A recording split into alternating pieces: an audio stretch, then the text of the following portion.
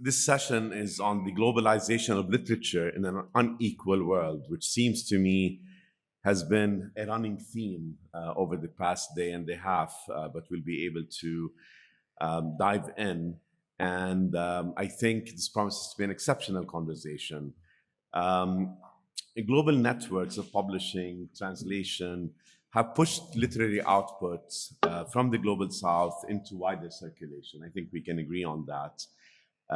Arabic, Indian, Persian, South African, Latin American works now appear on the shelves of major bookstores, university syllabi, pages of prestigious literary journals.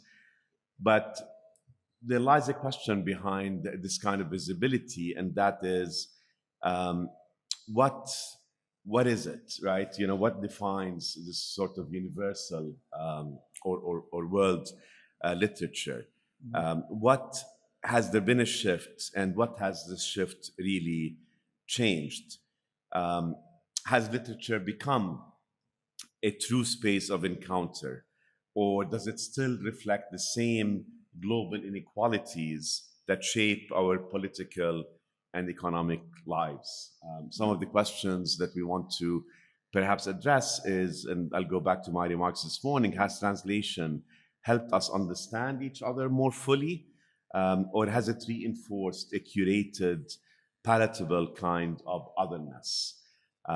Pope Francis warned that we are witnessing a globalization, that we should be witnessing a globalization of empathy, right? Not a globalization of indifference. What does that mean for us in terms of literature? What does it mean in terms of the stories that we read, translate, and choose to amplify?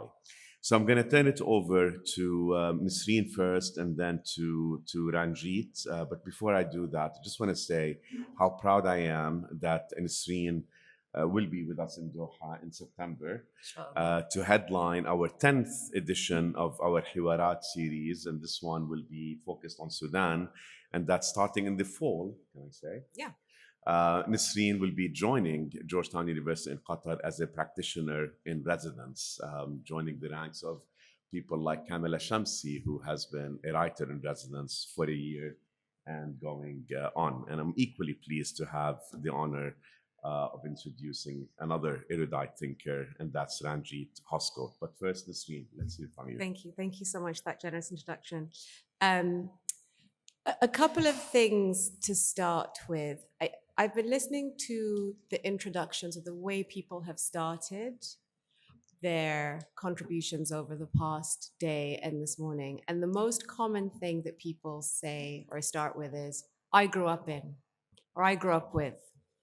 I grew up in a house that was X, or I grew up with this kind of literature, or I grew up with this sort of influence. And it shows how much the world that shaped us as writers and thinkers sort of doesn't exist anymore, which is why we have to keep referring back to it. It's the thing that shaped us, but it doesn't quite exist anymore. And we're kind of trying to navigate a new world with the influences of the old world that we grew up in, which I think is an important context to have for this conversation about where I'm going to talk about Arab and African literature in particular.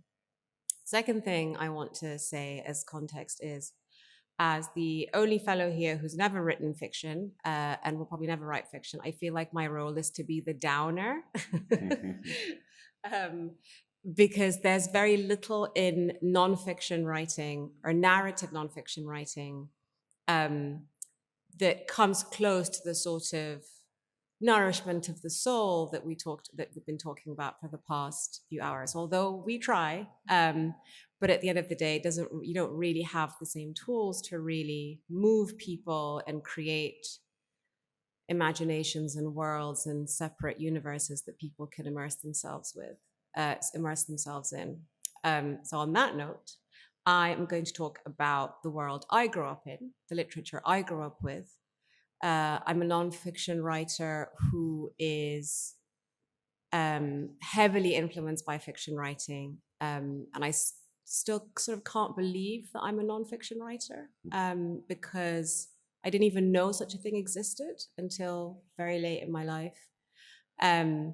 But I grew up in a world sort of between North Africa and the Arab world that doesn't exist anymore. And the literature and the nonfiction that it created broadly doesn't exist anymore. And that's because of politics. So here's the downer bit. That's because of politics and economics. So before I think we can talk about what kind of literature has become world literature, or what kind of literature has become translated, what is the context for that literature? That's a very, very important question, because the Arab world in particular has succumbed to big political and economic changes in the past 20 years. I grew up in an Arab world where there were 6, 7 magazines in the house, news and nonfiction narrative magazines. Sayyad, Rosal Youssef. There was even children's magazines. Remember Majid from Kuwait? Takhtakh, yeah. So I was completely immersed in an Arabic language discourse, right? An Arabic language, art, cartoons, illustrations. The Egyptian magazine Rosal Youssef always had an incredibly striking cover. And these were this was the imagery and the kind of texture and language of my Arabic language upbringing. But that was a very different world politically. It was a time, I grew up kind of in the shadow of Pan-Arabism, in the shadow of Nasserism, just kind of caught the tail end of a time when there was this sort of Pan-Arab solidarity, and everyone thought of centers like Khartoum, Cairo, Beirut, Damascus, Sana'a. These were cities that were very vivid, even though we'd never visited them, but because they came to us in literature and in news reporting and nonfiction writing. The same applies to African literature. I also grew up, very fortunately, in a house that was heavily influenced by African literature. And I grew up with Chinua Achebe, Wole Soyinka, Ngugi wa Thiong'o. These were the novelists of my childhood.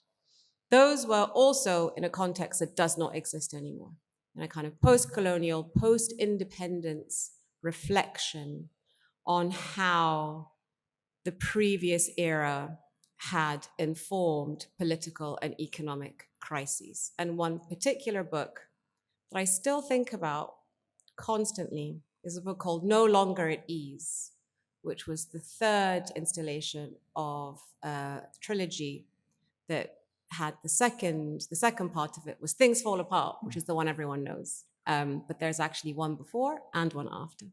And the one after is No Longer at Ease.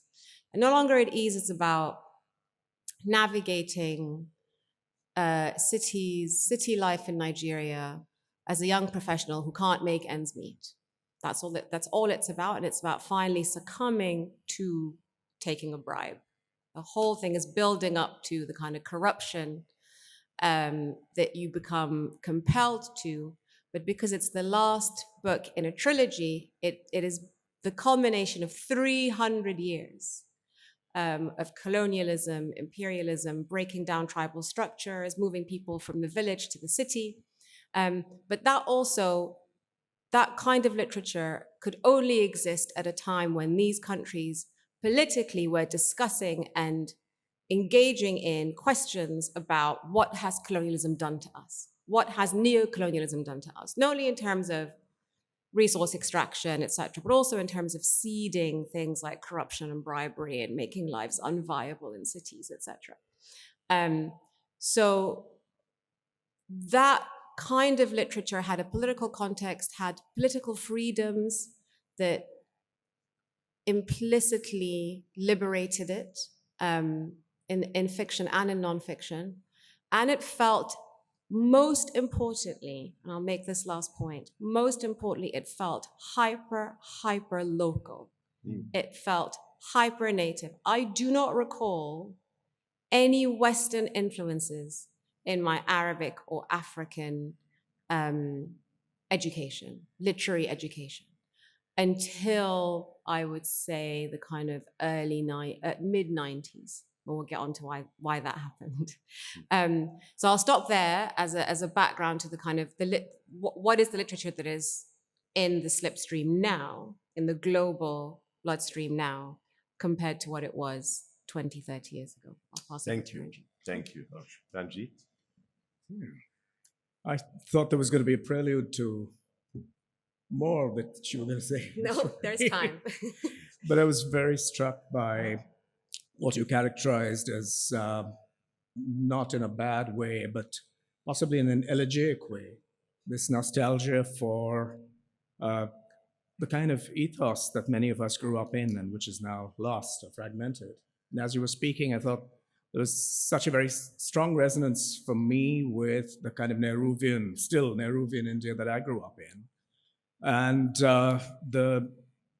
the larger world picture that it had of non-alignment, which involved a wager on what was then called Afro-Asian unity, a sense that this was before the term global South was used at all, but there was a sense that there were grounds for solidarity across the formerly colonized parts of the world. And what did that mean in terms of both retrieving elements from tradition, but also framing one's own modernities in relation to the specter of the West?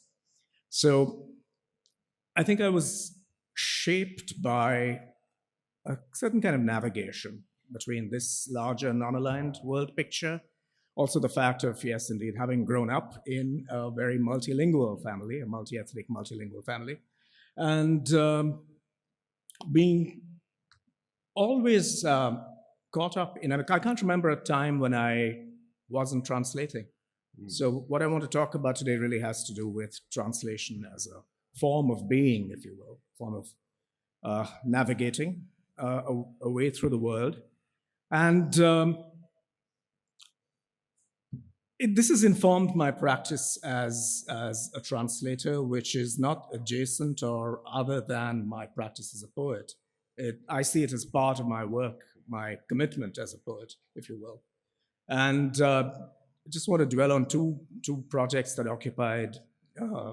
that have, over the years, occupied a large part of my attention.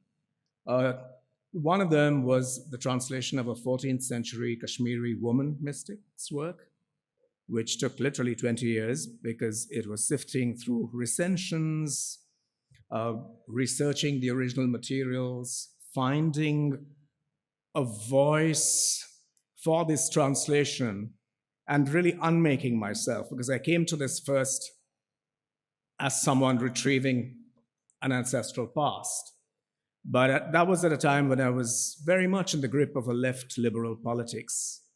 And it was a question of how do I, from this, so to speak, secular position, going to address the work of a mystic, or as a man working with what was at least nominally the work of a woman, although it actually turns out to be a tradition of anonymous contributors. But I think wrestling with these questions of location, identity, voice, tonality was really an experience for me of, I'm going to say this actually, coming to faith in a way, recognizing that the translator is really broken and remade in the process of translation. Recognizing also that the model of translation that many of us had to work with, and I dislike deeply this military notion of the source language and the target language. You know, in translation studies, this is still very commonly the metaphor, where you speak of the source language. That is to me the language of extractivism. And you think of the target language as something you're shooting for, which is very, very militaristic. I learned through the experience of translation that needs to be put aside completely, that it is you, the translator, who is broken, remade. Your language is broken and remade too. And although I was translating these Kashmiri original varks or verses into English, I found that my own English was not really static and sovereign. It had to change in the process. It was changed on impact with the original.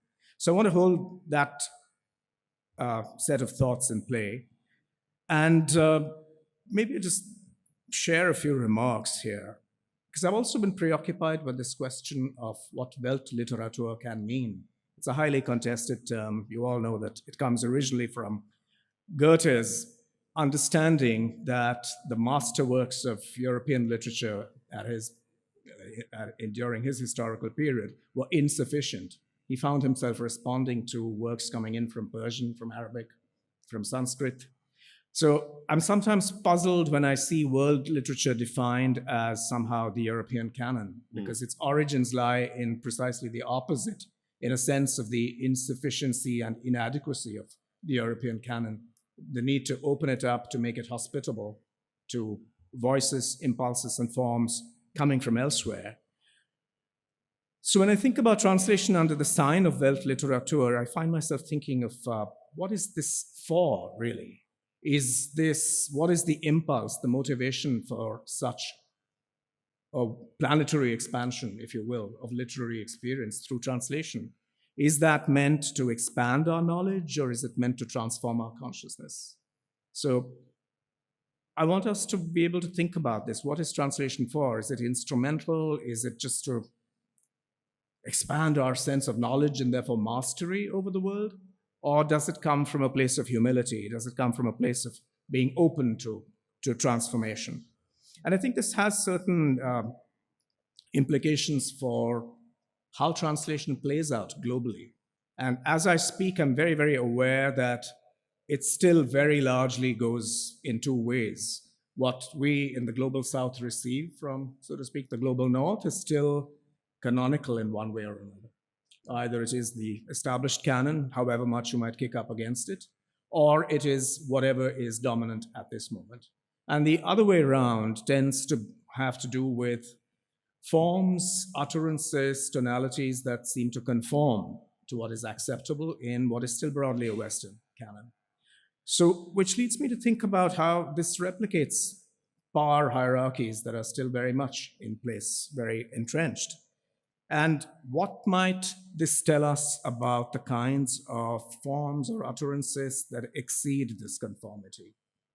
What is it that is left out of the reckoning when we think about what is translated from the global south? And here I want to, Hisham brought this up yesterday, that forms of literary expression often in the global south exceed the printed word. There are other forms of telling, there are versions, there are performances, there are entire forms of utterance, genres really, that are not easily circumscribed by the printed word. To what extent then can that kind of literary art travel? What kinds of challenges would translation face? I think these are questions we need to, because they also demand from us the ability to expand our own sense of what we mean by literature. Yeah, so I'm gonna, and there's more to say, but I thought I'd put this out there. And I'll just close this part of what I'm saying, thinking about how our response to texts that come from elsewhere is really not very different from our response to how we deal with people who come from elsewhere. You know, what is it? There's both an sympathetic understanding of affinities and a baffling alterity. So my question here would be, how do we deal with the baffling alterity, the radical otherness of texts and people who come from elsewhere? Thank you. Tom, can we have 3 hours for this session? Before we even go to questions, because I mean, there's so much to unpack in what each of you has said. Nisreen, I want to start with you and zero in on one theme. You talked about sort of belonging to two worlds growing up, right? The Arab world and the African world. And, you know, in a household where you were exposed to post-colonial pan-Arab literature. And I want to challenge that. And I want to ask you if you're nostalgic for that time. And I want to suggest that, maybe ask it as a question. Did we fall victim in those times? And I'm a bit older than you are, just a tiny bit older. So I grew up with Pan-Arabism. I grew up with everybody's ears glued to the radio when Nasser spoke through Sawt al-Arab, Voice of the Arabs radio station. Wasn't a lot of that Pan-Africanism, Pan-Arabism, what Frantz Fanon sort of warned about and spoke about in terms of um, internal colonization that we've allowed the colonial powers to sort of um, not have the local, but rather sweep through an entire region by defining it by the continental. And so you mentioned also that there wasn't the local until later, perhaps. And um, isn't that necessarily a good thing? You know, and how did you define the Arab world that you grew up in? And how much of it really was Pan-Arab versus Cairo-centric, right? Where most of the cultural production emanated from. So just, I know a lot of questions there. Yeah, but yeah. I mean, definitely need 3 hours just to go through the challenges alone.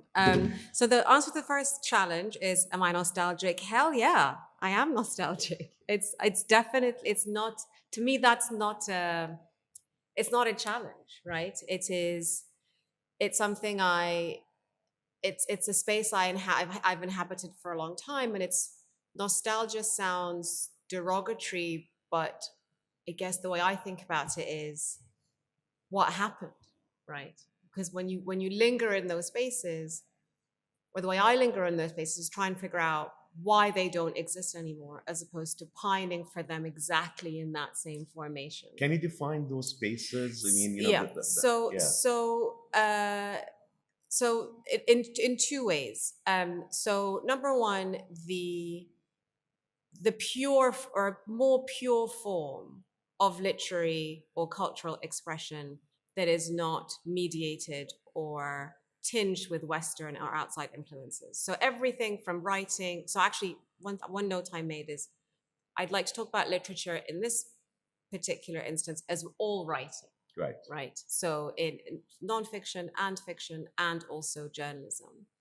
To have those be mediums that commented or reflected purely in the tone and tenor and appropriate cultural boundaries of the time. So not trying to, or not inflected with Western or European tastes, expressions, forms, etc. So extremely indulgent long form, for example. That I'm nostalgic for as Yeah, well. yeah. So very nostalgic very indulgent long form in journalism. Experimental literature. There's one book that, as time goes by, feels more and more miraculous in hindsight, which is A Handful of Dates by Tayyib Saleh. It's a Sudanese novel and then a collection of short stories where he writes in Arabic and uses lots of Sudanese vernacular. And it's a story about receiving a scholarship to go to London, what happens there, and then coming back. But it was not a story about alienation. It wasn't a story about estrangement in the Western space. It wasn't the Western, the British part of it was one detail, and then he comes back to North Sudan again. That story today would have London as its locus, right? It would not have, not only Khartoum, like a tiny village in North Sudan was the locus of this story. So that's what I mean when I say I want to understand why that is not possible anymore, right? Or why it's become harder to write those kinds of stories in Arabic and then use very intimate vernacular and have those stories and published and received and become popular and then translated because they had gained traction within their own context. So that's in response to the nostalgia question. The second challenge about cities or countries as opposed to regions is a very good one, because there were dominant regions, there were dominant cities, and there still are, actually, which means that certain other ones were effaced or erased. But it was a start, you see. To have a common language, a common argot, common touchstones felt to me like a place that we could all start from.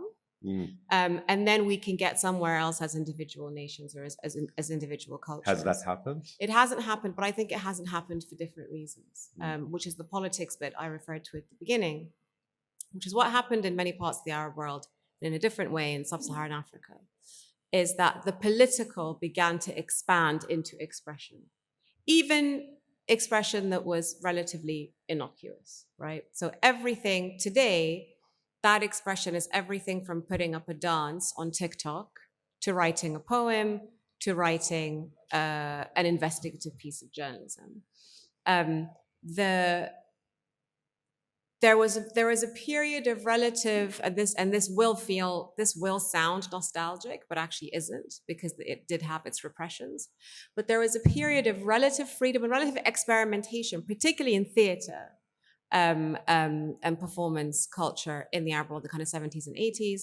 And then the 90s and noughties, and definitely after the Arab Spring, what happened is that culture became collapsed under the rubric of political expression, right? Which meant that writing became a political act. Even the act of reflecting on stories of poverty, deprivation, gender imbalance, these all became stories about politics. Right. So the disappearance of that, or the prevention of the expression of the local and the national, I think happened because politics outstripped it very quickly. Right? There wasn't enough time for these countries to develop their own voices, because on a political level, governments, elites, establishments all adopted the same repressive techniques, the same paranoias, and borrowed the playbook from each other and borrowed each other's paranoias as well about expression. So this is the politics bit that I was referring to in the beginning, is that in that kind of politically repressive environment, or in an environment where all expression is slightly dodgy and slightly scary, and you will get a knock, in the middle of the night, or you will get a phone call, or you will get a surveillance because of it. What kind of writing is possible? Yeah. Right? What kind of expression is possible? I think there is an interesting anarchic and outflanking kind of expression that's happening, but that's in the space of social media, et cetera, which we'll get onto later. But with Africa, a different thing happened. I'll say this very briefly. In the Arab world, and these are all broad generalizations, so forgive me. In the Arab world, it was a closing in of the political walls. But what happened in Africa was a different thing, which was the closing in of economic walls, right? It became about survival very quickly after independence, after colonialism. And in survival culture, there is not really much time for reflection, right? There isn't much space or much appetite for reflection. And with that survival culture, something else happened. It became overtaken by a lifestyle culture as well, which is consumerism, aspiration, climbing up the social and class ladder. So that became a kind of economic suffocating element as well, that meant that we've not had these kinds of sweeping epics that we had in the 60s and 70s. I'll stop there because we don't have 3 hours. I know, unfortunately, because there's so much I want to go back to. But just very, very, very quickly to follow up on, what you said about Tayeb Saleh, for example, the locust would not be the small village in Sudan, but would be London today. And I wonder how much the political repression that we have witnessed over the past few decades has pushed people into the West, where the natural anchor, locust, becomes London. I wonder, for example, Eva spoke to us yesterday about the Turkish Kurdish novelist that her organization has helped save, right? And is now in Berlin. I wonder what her future novels would look like, or the next generation. But Ranjit, let me turn to you and talk a little bit about the theme that you spoke about, which is translation. And I want to try to connect it to what I was saying earlier today about the bridge versus the toll road. 60 out of every 100 translated books originate from English around the world, right? Whereas only 3 out of every 100 published books are translations, okay, into English. That's a huge asymmetry. That's a huge inequality, if you will. Does that reflect the inequality that we live in? I mean, if we talk about human fraternity in a divided world, and you asked, what is translation for? Is it not to improve a sort of, as cliche as it sounds, the cross-cultural understanding, empathy? Is the reality a reflection of a lack of interest by the global North in the global South? Multiple aspects to that. Very important question, Safwan. I think, for one, I think the question still rests on the assumption that literature from the global South achieves legitimacy only once it's somehow sanctified by the attention of the global North.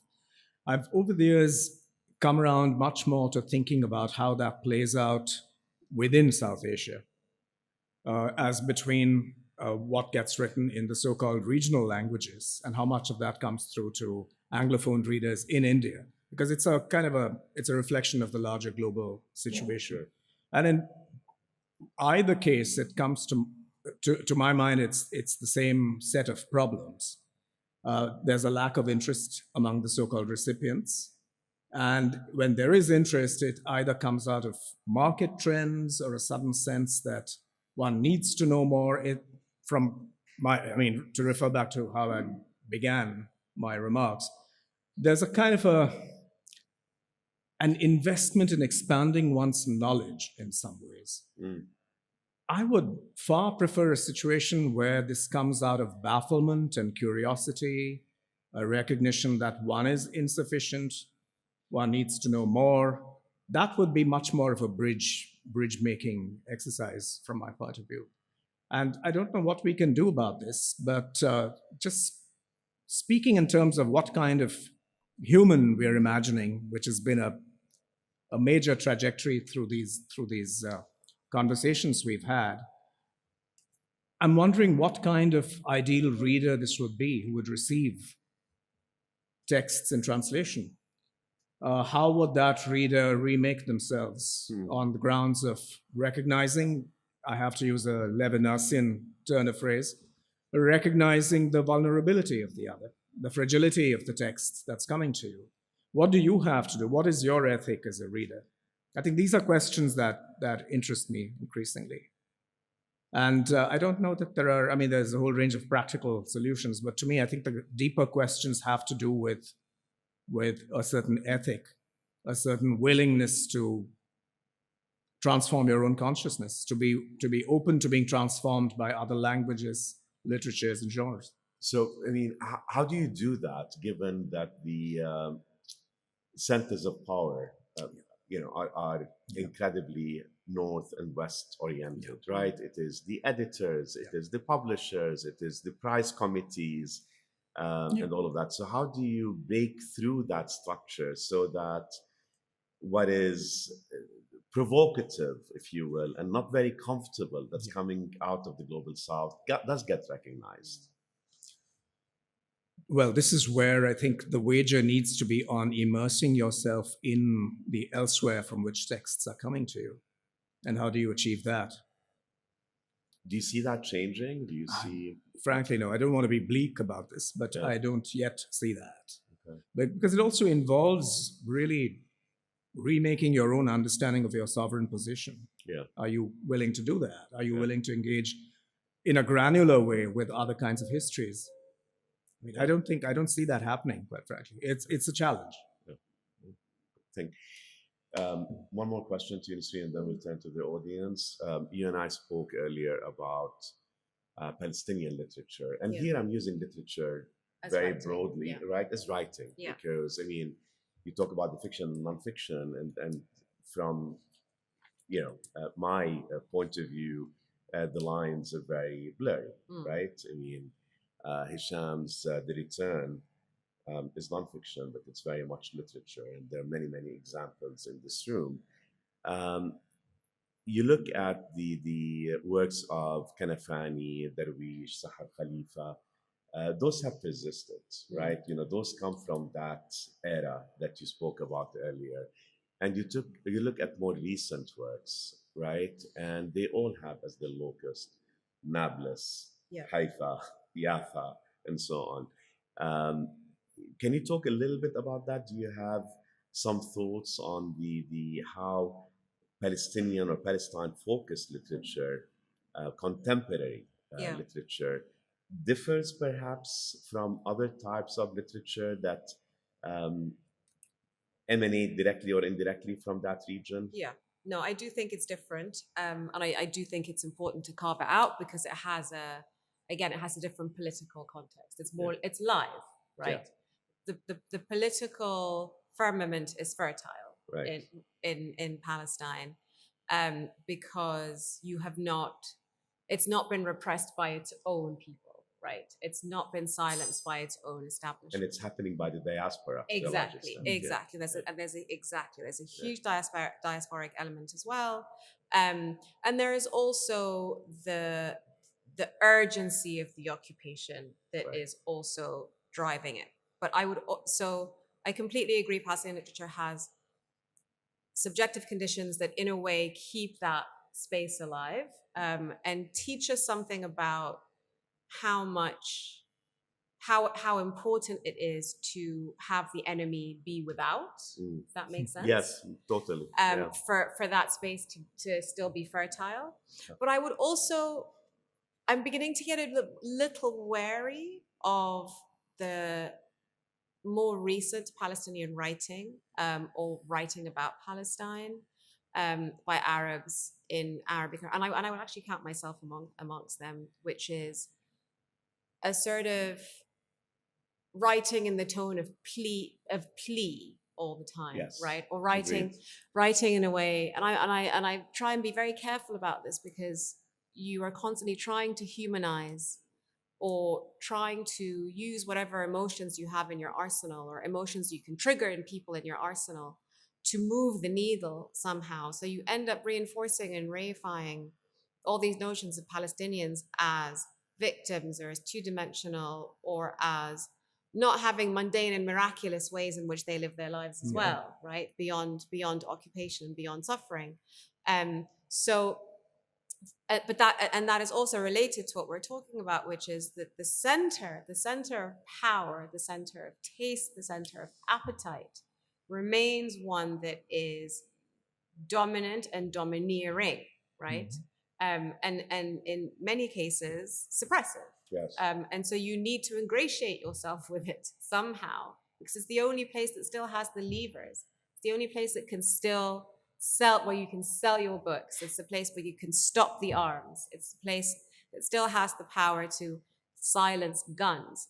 And so there's this slightly coercive relationship that makes me quite queasy about this kind of writing.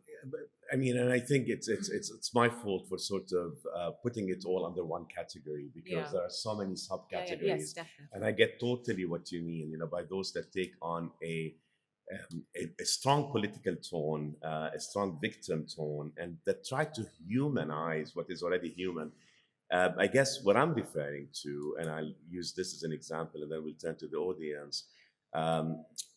Isabella Hamad, Yes. the Parisian, to me is the best kind of Palestinian literature. Yeah. Because, here's somebody who's born to a Palestinian father, an Irish mother in London, never lived in Palestine, but her grandmother was such a great storyteller. So she learned everything about Nablus and about her great-grandfather, and writes this beautiful novel that reminds you that there is such a thing as Palestinian, there is such a thing as Palestine in the early 20th century. And in the background, you've got the riots and you've got the arrival of Zionism and so on and so forth. Anyway, okay, a lot more that we can talk about here, but let's turn to the audience, please, for questions.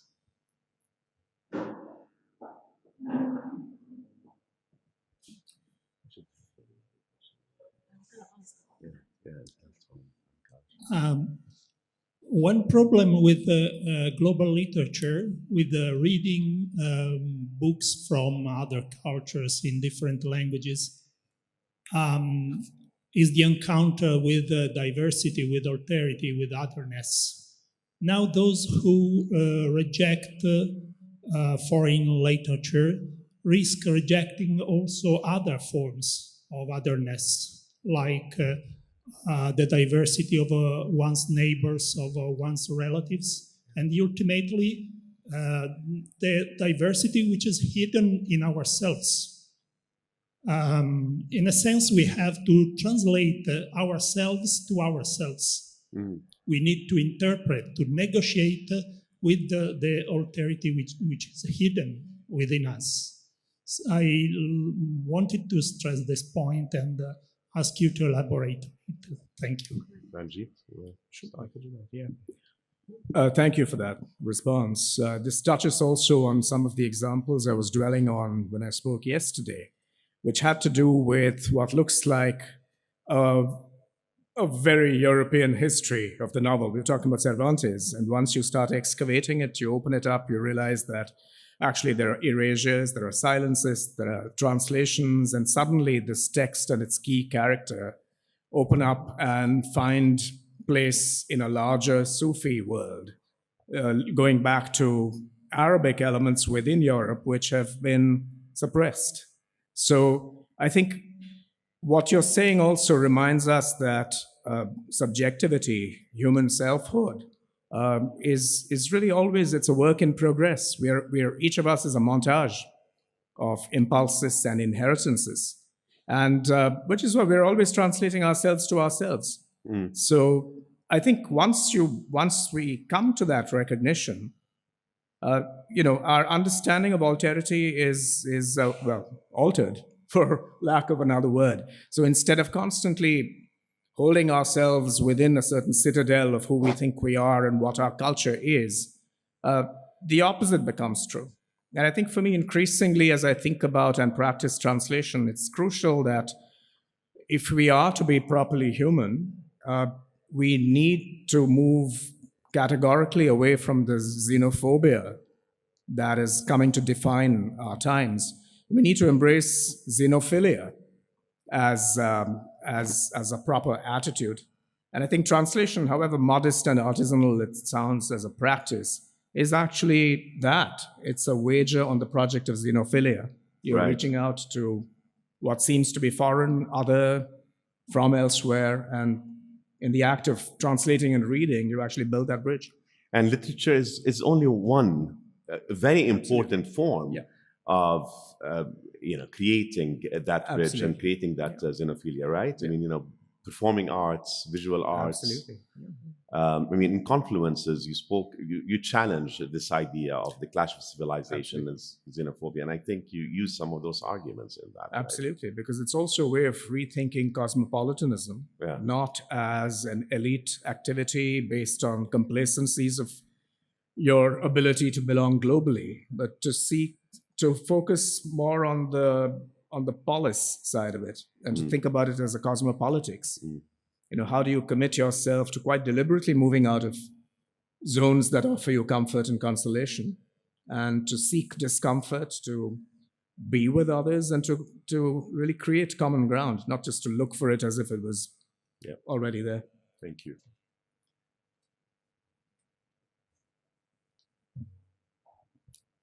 Paul. Hi, this is a response as much to the last question, but in terms of the way that things have been framed both in this panel and during a couple yesterday.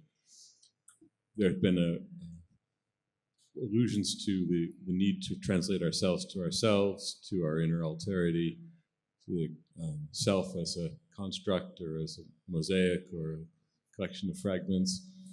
And I understand that language and I appreciate it. I also think, though, is it possible that, thinking back to the last panel, the postmodern conception of the self that reflects, it has been exploited by the tech guys and the autocrats who seem to have no doubt about who they are, and that we might look to literature for an account of the self as complicated and divided, but also having a basic integrity and wholeness, and that might be a useful counterforce to to some of the noxious forces that have been described by the various panels over the last couple of days, that we shouldn't reflexively accept this idea that the self is a construct, but look toward an older classical idea of the self as complex, but having a basic integrity. Please, yeah. Paul, if I could just respond to that, I think there is actually a difference between a notion of self that just sees the self as shifting algorithms and that there's no agency that you are effectively controlled and defined by those algorithms. Over on the other hand is this sense of a self, where I describe it as a montage. It's not without consciousness and agency. There is. And there's a point of contact with the classical self-making that you're talking about. There is a conscious activity of self-fashioning there, with possibilities of what you might accept and include, what you might be in dialogue with or in conflict with. I have a sense that this algorithmic self is also involves a taking away of agency of that kind. Yeah, you're being fashioned by other forces. Does that make sense?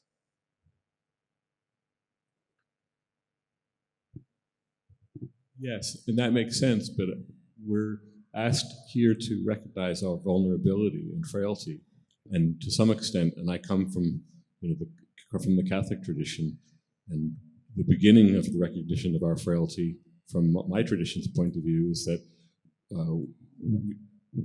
we have a self, we have a character, it's limited. We can't do everything. We can't fashion ourselves altogether, and it's out of a recognition of that frailty that a deeper sense of our place begins. And I'm just trying to find some place between these different accounts of the self that I've been hearing over the last few days. Anything you want to add? No? Okay. Any other questions? So let me turn maybe with a question to you. Well, okay, Mohsen.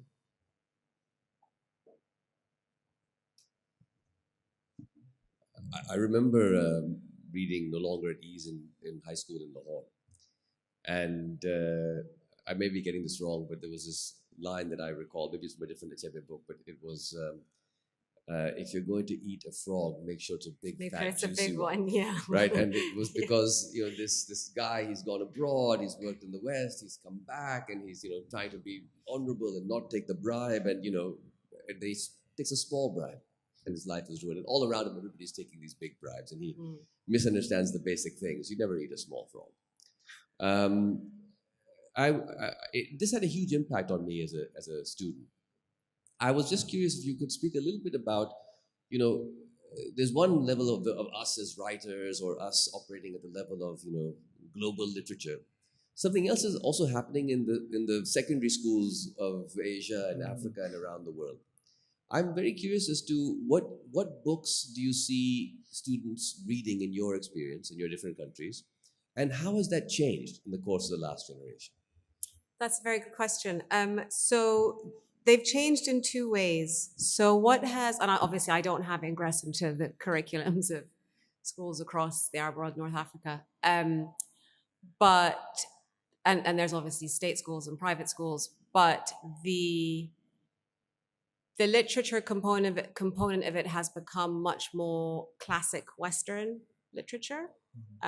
So your sort of very traditional route from, Jane Austen, Bronte sisters, etc., to through to Shakespeare, contemporary age. But there's also a second thing that's happened, which is really grim, which is that a lot of the sort of the nonfiction writing or the kind of totemic books that teenagers want to read in sub-Saharan Africa in particular, and have become adopted into the curriculum in a slightly informal way, I know this in East Africa, is sort of aspirational business self-help books. So, how to be a CEO, how to be a girl boss, which is not literature as such, but it is an interesting and revealing indication of how the written word has become subordinated to how to make it, right? It's only there to give you tips. It's only there to there's something in East Africa, and particularly in Kenya, which is really prominent as a trope, and it's hustle culture, right? Hustle. Yeah. And so the last president was elected on the basis of his moniker being the hustler, right? So this whole ethos that everything has to have a sort of utility for you so you can get somewhere has become glorified. And in the same way that this sort of very utilitarian literature or writing has become embraced, the embracing or the stripping down of literature in schools to only what will help you get the scholarship or get the place or will bring you with as much proximity to the Western center. Don't mess about with like Sudanese literature, that's not going to get you anywhere. There's become a real distillation, concentration of that, as these are all tricks to either climb up the greasy pole and hustle or to find some closeness or proximity to the cosmopolitan center in the West. And which means that there's a kind of secondary element to it, which is also quite grim, which is that that kind of literature that is written in the West, or that kind of writing that is, if no longer it is, if Season of Migration to the North was based in London, it then develops a sort of either complete subjugation or flattening into the Western experience, so like an assimilative quality, which I don't think is bad, right? You don't have to constantly talk about yourself as the other, but that's then lost. Yeah. That makes sense. And the second aspect of this is kind of auto-Orientalism, right? Which is to constantly speak of yourself as the other, because that Self-orientalization, exactly, yeah. which then gives the center an ability to like pigeonhole you and be like, Right. oh, this is a story about a young man from X, right? Yeah. And so the overarching pattern is this like constant pull of not just the center, but like the top of something. It's an upward motion, and words have become a sort of rope that you can climb up, rather than it's become a vertical thing rather than a horizontal thing, something that comes inside you, come into you, and does nothing but expand within you. It's something that you can use, which we don't have time for this, but it's because we exist in a broadly, even in countries that are not particularly wealthy, we exist in an incredibly capitalistic society that is atomized, individualistic, and it's all about like how you can get ahead, right? So. But that's such an important point, because it really underscores the fact that not only are we complicit in this sort of unequal or this asymmetry that exists, but we actively contribute to it by self-orientalizing, by modifying so that we make everything palatable. But I'm glad Mohsen asked the question, because one of the things I'm and other educators are always concerned with is what can we do in terms of the courses that we teach, in terms of the syllabi that we create. One of the things, for example, I'm interested in, and I'm looking at syllabi of philosophy courses. So far, what I've found is that you don't find Ibn Khaldun and Ibn Sina in them, okay? But you find Ibn Khaldun and Ibn Sina in courses that talk about Islamic history, Islamic civilization, right? Anyway, I think we have, okay, so I'm so glad because I have a student here, Sashur, who came this morning from Madrid to be with us. Thank you so much for the talk. I was wondering, there's a historical aspect to this discussion as well. That, for example, if we think of the Islamic Golden Age, a lot of classical texts were translated from Greek into Arabic, and most of the literature that was being produced in Arabic. So we see this historically, that political dominance follows the translations. The translations follow where the political center goes. So do you think it's different this time around with English, or Is it similar? Or what are your thoughts? Thank you, Sarvesh. I think it has to do with the scale of. We are at a different moment historically in terms of the machine of capital. And I think that's what makes English so monolithic and global. When I think back to the Islamic Golden Age, it was far more porous, more diverse, the kinds of people who participated in those discussions. Ibn Rushd, Ibn Sina, they all came from different places. They brought different inflections to it. Speaking of, by the way, Ibn Rushd, well, Pico della Mirandola acknowledged him as one of his sources. So rather than have all of these things confined to exotica, we should actually be able to have a truly global sense of the genealogy of our thought. So, but yeah, to answer your question, I think there was much more openness to diversity in that kind of world. It wasn't self-enclosed, it wasn't monolithic. And it's this monolith today that we have to deal with. I mean, I'm an Anglophone writer, but I'm very, very aware of how much gets excluded with the ascendancy of English. Yeah, but you're right in that political and economic dominance sort of dictates the directions in which these translations go. I wish we had more time. Thank you so much, Yes, please. Rashid. Thank and you. Rashid.